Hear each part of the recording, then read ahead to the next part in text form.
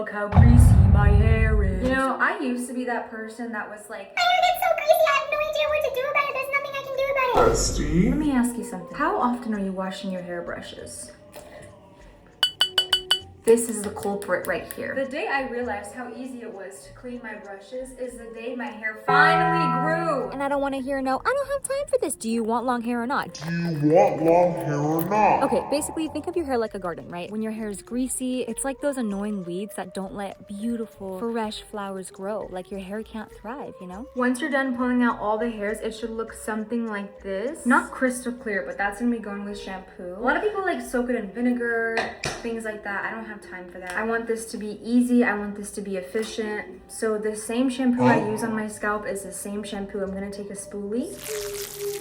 I like to put it directly on the spoolie instead of my brush. Just because I have a wooden brush, you have to be very careful not to get water in between these little gaps because that can cause molding and it can cause the brush to start like withering from the inside out. If you have a plastic hairbrush, that's even better because you're never gonna obviously deal with that. I'll just take it and literally just start going crazy.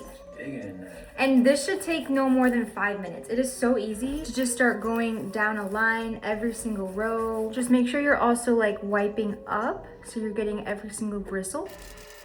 So now that all the bristles have been washed, this is when I'm just gonna run some water over it. But again, if you have a wooden brush, definitely wanna be careful that you're not getting too much water within those creases. Unfortunately, with my brush, it is inevitable, but I have been washing this brush for a very long time and it's still in really good condition. So as long as you're just leaving it upside down to dry afterwards, it should be okay. I also like to squeeze it. If you guys can see, there's some bubbles coming out.